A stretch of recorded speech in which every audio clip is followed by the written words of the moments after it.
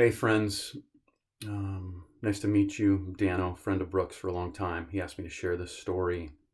So I've got a good marriage, I'd say. My wife and I have had a number of pretty intense arguments, probably in the last year, 3 times over my son and my parenting of my son. Really, at the end of the day, me getting too angry and saying stuff that would shame him, and I'm not proud of it. Doesn't feel good. Um, Brooke had been praying for me on this. I've been meeting with a spiritual director over the last 18 months or so. And we had a session this week that changed my life, and I think changed my family's life. So it's a pretty hard spot for me and my wife, where when these things happen with me and my son, she'll be critical, she'll be defensive of him, protecting him from me, she feels like, and my potential to hurt his feelings. And she'll approach me with what I'm doing wrong and how I could do better, and it's hard because I'm insecure as a dad for lots of reasons, and I'm also pretty in tune with my own strengths and weaknesses, and so I'm not open to hearing from my wife about how I've messed up. I've got enough of a narrative in my head about how I suck as a dad, so it's been hard. I mean, I've literally left the house and driven for 3 hours. I'm just that upset. Like, man, I'm doing my best and it's not good enough for her. So my buddy, spiritual director, counselor guy, Alec, stopped me in the middle of our time the other day and just said, Dano, you got to break that narrative. I'm going to tell you the truth and I want you to hear it. God entrusted you with those children. He went before you. He knows your strengths. He knows your baggage. And he chose this situation. He's entrusted you with these children. Somehow he thought you were good enough.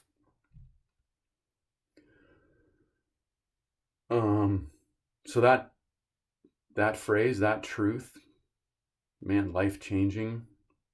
And I'm a pretty action-oriented guy, and so I took that to heart on the spot. I think that was 4 o'clock on Wednesday or Thursday, I can't remember. I said to my wife, I go, we need to have a family meeting. And over dinner, I went around the circle with each one of my kids and with my wife, and I said to them that we've let this false narrative take a foothold in our family about how we might be not good enough for each other, how we might hurt each other, how maybe, whatever it is, you suck as a sister, you suck as a dad, the implications.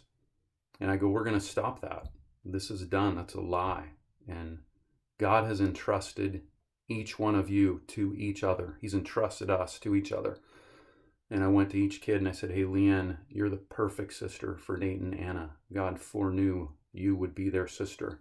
He prepared you to be their sister. He prepared them to be your siblings with all your baggage, with all your strengths, with all your weaknesses. And doesn't mean you won't hurt them. Doesn't mean things won't go sideways. But they'll have to work that out. They'll have to forgive you. You'll have to get better and stronger and grow and get closer to Jesus. But he put you here in this role because he loves you and he loves them, and you're the perfect person for them. It was hard. It was a spiritual battle. My middle daughter pushes back a lot. She was chomping on her food while I was talking and clanging her fork, and I was just about to come unglued in the middle of this like deep emotional spiritual sharing, and I, by the grace of God, just stopped her and said, hey, put your fork down, stop chewing, and look me in the eye. And I said, you are the perfect sister for Nate. You're the perfect sister for Anna, for Leanne.